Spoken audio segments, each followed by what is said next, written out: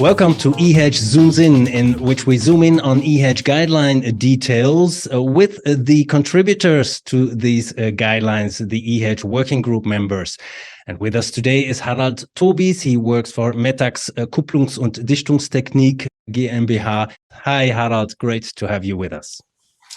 Hello, Rob. Thank you for being here.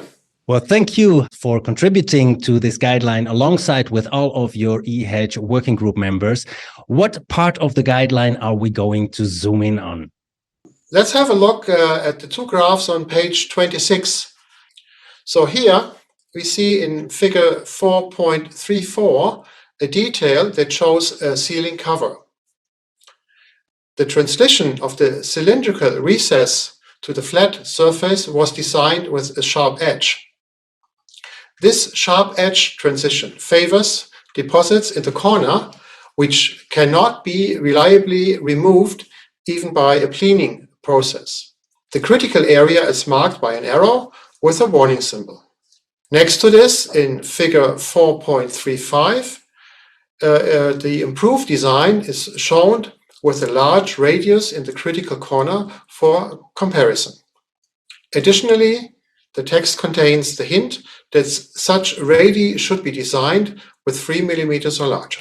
Right, even I understand that. Harald, in this illustration, we also see a symbol for a spring.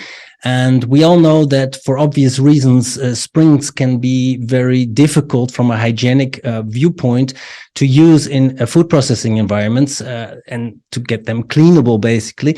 How do you address this problem in this guideline? Yeah, that's a very good point. So for this point, we only have to turn one page further. So this is page 27. And here we have a figure 4.36 that shows the critical area again by an indication with an arrow and a warning symbol. The spring is located in a blue area. The blue area is the medium or represents the medium that shall be sealed. In figure 4.37, you can see that the spring now was relocated to the housing area. This is a possible arrangement concept for implementing the requirement.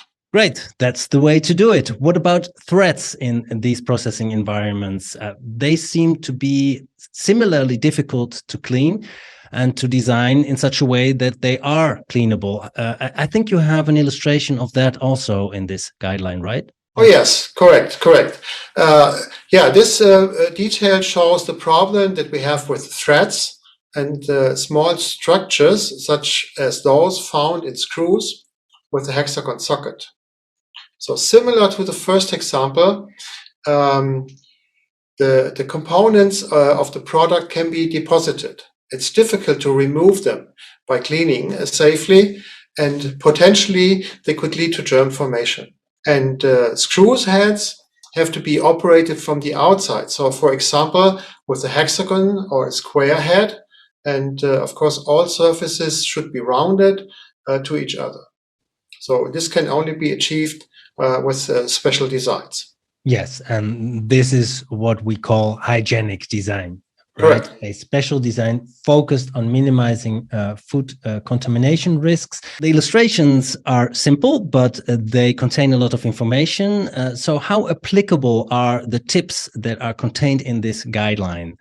So when we made up the guideline, we tried to include as many concrete tips as possible. This enables the reader to familiarize himself with the subject on a self-study basis, or to look up important details later on when he's doing his work. Thank you very much for this, Harald. Last question. What can people do to further build on their knowledge about hygienic design related to mechanical seals for aseptic and hygienic food processing? Yes, of course. I mean, we put a lot of work in this guideline. And I think for somebody who is interested, this guideline is the first step to go to read and to learn. But to become an expert, it's very important to look for the discussion with the other experts. So become a part of this EHEDG group, become a part of the EHEDG community, try to meet people who are working there for a longer period and share your experience with them. And this is the most important point, to get experience and to learn. Well, so far for now, for this first edition of EHEDG Zooms In, if you are an EHEDG working group member as well and have contributed to a previous EHEDG guideline, well, please contact us, because we would be happy to zoom in with you on that detail that you have contributed to and illustrate the value of these guidelines to the rest of the world. Thanks for watching. See you next time.